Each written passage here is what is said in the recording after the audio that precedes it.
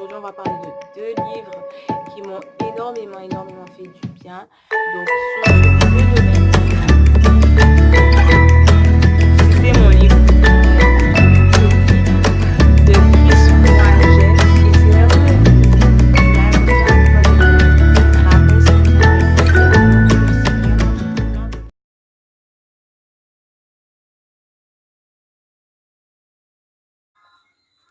hello, coucou tout le monde, me revoici à vous pour une nouvelle vidéo et aujourd'hui je voulais vous parler à nouveau de livres. Donc on va encore parler de revues livresques et aujourd'hui les livres dont on va parler sont ceux-ci.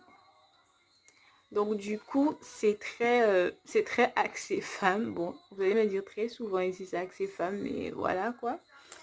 Et du coup, j'ai commencé par celui-ci qui s'appelle Guérir l'âme d'une femme de Joyce Meyer. Et le sous-titre c'est Comment surmonter les blessures intérieures. Donc ce livre, c'est un livre de Joyce Meyer. Je ne sais pas si en l'occurrence vous connaissez Joyce Meyer. Moi, c'est quelqu'un que je suis depuis très longtemps parce que ses messages m'ont vraiment apporté beaucoup de choses. C'est une des personnes précurseurs qui a pu prêcher sur le rejet, sur la culpabilité, sur les pensées. J'ai même un de ses livres ici qui est Le champ de bataille de la pensée. C'est un livre assez connu. Je ne sais pas si vous le connaissez. Normalement, je crois bien que j'en ai déjà parlé dans une vidéo d'ailleurs. Donc voilà, et c'est vraiment quelqu'un qui a un ministère, on va dire, de restauration, de guérison au niveau des émotions.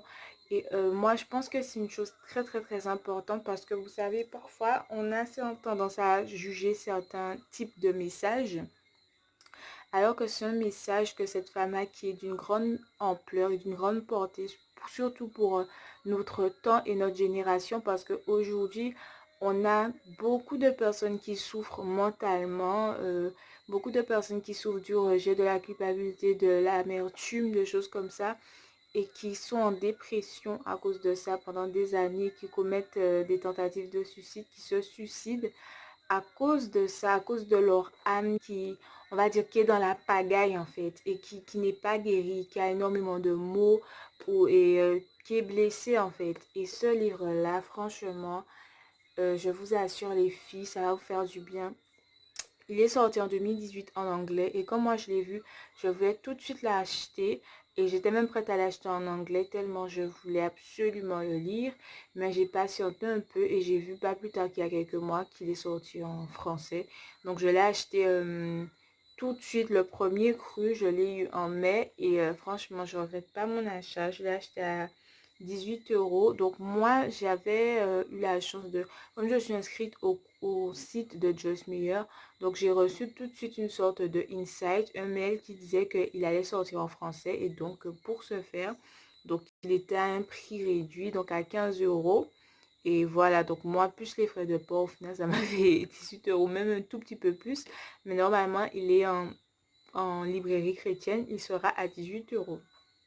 Donc les librairies chrétiennes en ligne, c'est la Maison de la Bible, la CLC et je pense en physique, dépendamment d'où vous vous trouvez, en Europe ou en Suisse, ce sera à peu près les mêmes choses. Vérifiez sur Internet si vous avez une Maison de la Bible à côté de chez vous ou si vous avez une librairie CLC.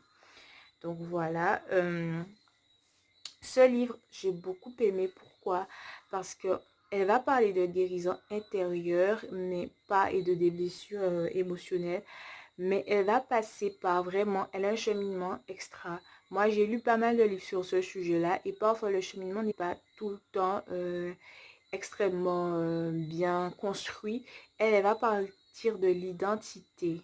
Et c'est super intéressant parce que souvent, ce qu'on ne se rend pas compte, c'est que les blessures intérieures et tout, c'est directement lié à l'identité en fait. C'est souvent des choses qui vont venir nous attaquer dans notre vie, dans le cours de notre vie, dans notre jeunesse ou à un moment donné, et qui vont nous détruire, nous déstabiliser dans notre identité en Christ, dans notre personnalité aussi tout simplement, et qui vont rester là comme des choses, des attaques, des flèches qui restent là et qui font une plaie purulente Et cette plaie finalement n'est jamais vraiment guérie, n'est jamais vraiment traitée en fait. Donc dans le livre, elle va partir de la personnalité et de l'identité. Et elle revient souvent à ces questions. Est-ce que vous connaissez vous-même? Qui êtes-vous?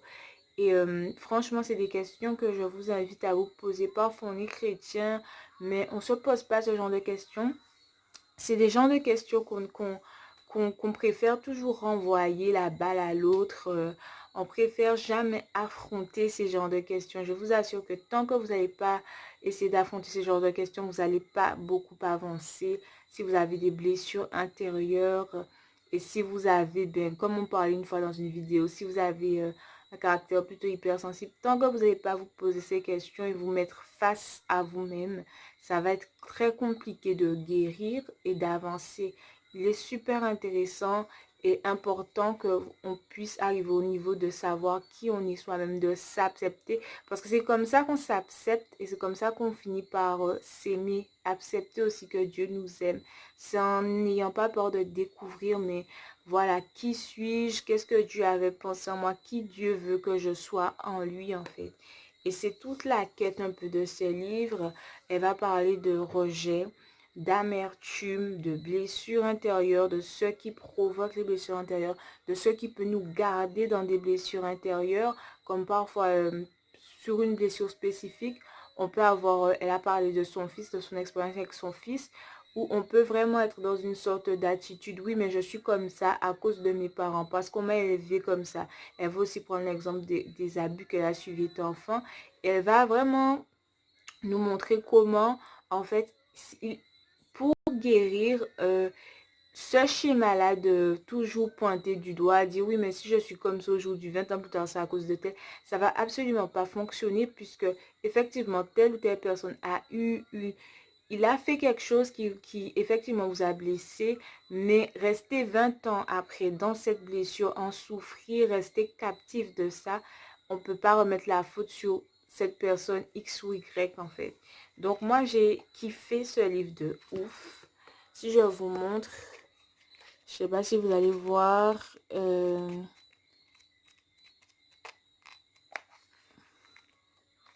J'ai souligné énormément de passages. Je vais vous en lire. Je vais choisir quelques-uns que je vais essayer de vous lire rapidement. Chapitre 8, débarrassez-vous de la culpabilité, de la honte. La culpabilité et la honte sont deux des sentiments des plus obsédants, destructeurs et invalidants qui soient. Néanmoins, Dieu nous a promis de nous en délivrer. Alors, le chapitre, vous êtes la bien-aimée de Dieu. Alors, Dieu de restauration, il nous redonne ce que l'ennemi, mais Dieu est un Dieu de restauration et il nous redonne ce que l'ennemi nous a pris. Apprenez à entretenir une relation avec Dieu comme un enfant confiant qui dépend de lui pour toute chose. Le même chapitre, chapitre 6, vous êtes la bien-aimée de Dieu. En tant que jeune croyante, je lisais ces versets tout en me méprenant complètement. Je pensais que cela signifiait que si je parvenais à aimer les autres parfaitement, je n'aurais plus aucune crainte. Je m'efforçais d'aimer mon prochain, mais j'échouais immanquablement et je retombais dans l'égoïsme. Donc, ce que j'ai beaucoup aussi aimé avec ce livre, c'est qu'à la fin, il y a une appendice sur l'identité en Christ. Donc, on a toute une pléiade de versets, en fait, qui vont venir vous aider à réaffirmer votre identité en Christ, de qui vous êtes et de ce que Dieu a pensé pour vous dès le commencement, en fait. Et je vois vraiment, voici l'appendice. Je suis la tête et non la queue, je suis toujours en haut et jamais en bas. Et ensuite, on met tout de suite la référence du verset. Je suis une élue de Dieu, pleine de miséricorde, de bonté, d'humilité, de douceur et de patience.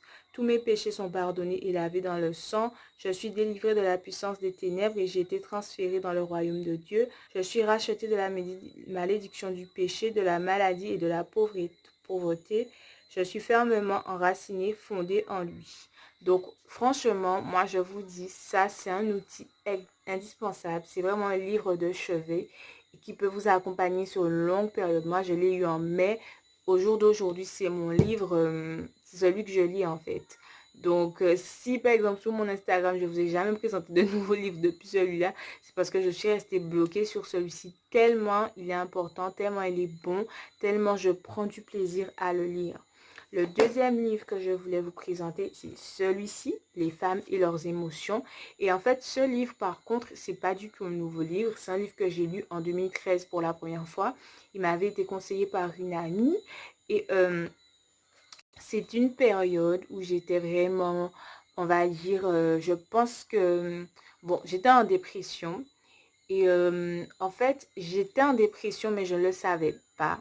Ok, j'étais juste incroyablement triste, incroyablement dans une période difficile de ma vie. Et j'avais besoin de réponses en fait. J'avais vraiment besoin de réponses. Et ce livre a été une réponse pour moi. Il m'a beaucoup apaisé à cette période de ma vie. Il m'a beaucoup donné des clés intéressantes. Et en fait, tout simplement, dans ce livre de Myriam Neff, que vous pouvez trouver à 17 € à la CLC, et je vous encourage à essayer de vous le procurer incessamment sous peu, puisque c'est une ancienne édition. Donc, vous savez, parfois les anciennes éditions de livres chrétiens, quand ils ont arrêté d'être édités, parfois on passe à autre chose, il n'y a plus de tirage, c'est un nouveau livre qui sort. Donc, c'est comme si en fait, les prochains, genre s'il reste 100 exemplaires à la CLC au jour d'aujourd'hui, ils ne vont pas en rééditer d'autres. Donc, si vous le voulez, c'est vraiment maintenant. Et dans ce livre, du coup, elle va prendre toutes les émotions générales qu'on peut vivre, la solitude, l'amertume, l'anxiété, et elle va les décortiquer, elle va les disséquer. Donc, elle va les disséquer, on va dire, par exemple, au niveau de la colère, ce qui est sympa, c'est qu'elle va prendre deux pans de la colère. Elle va prendre la colère, on va dire, qui est bien, qui va vous motiver à faire des choses, à changer des choses, à avoir des projets. Et la colère qui déshonore complètement Dieu, qu'une colère, voilà, une personne colérique.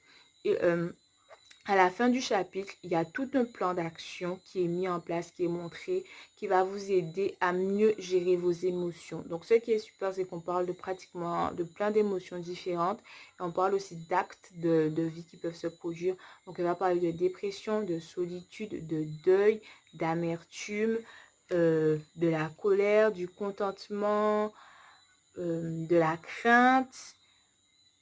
On a aussi l'amour, l'anxiété, le découragement. Donc moi, franchement, ce livre m'a fait du bien. Je l'ai lu pour la première fois en 2013, puis j'ai recommencé en 2014, en 2015 et 16. Et franchement, c'est un livre que je prends plaisir à relire très régulièrement.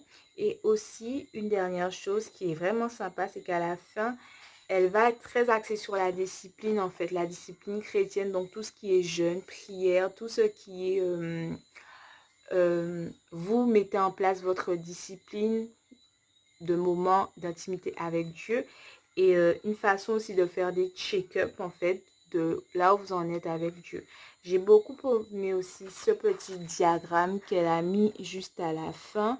Donc voilà, je sais pas si vous allez voir grand chose, hein, mais en fait c'est régler votre boussole sur Dieu. Ici elle a mis connaître Dieu, sa parole et sa nature. Là elle a mis m'adapter, priorité, travail, famille, prendre soin de moi, me connaître moi-même, talent, capacité, ton, personnalité, passer à l'action, se former, apprendre, développer ses talents et ici prendre des décisions, s'informer, évaluer les alternatives, les pour et les contre, élaborer un plan dans la prière. Donc voilà, j'ai trouvé ça très intéressant puisque ça permet d'être en fait de lire ce livre et puis à la fin tout de suite de se dire bon maintenant concrètement qu'est-ce que je fais de ce que j'ai appris de ce livre, comment je l'applique dans ma vie de tous les jours. Donc vraiment les filles, pour cette fin d'année, donc il nous reste 4 mois avant l'année de 2020. Ces deux-là, c'est le combo gagnant. C'est un combo qui peut vous faire du bien.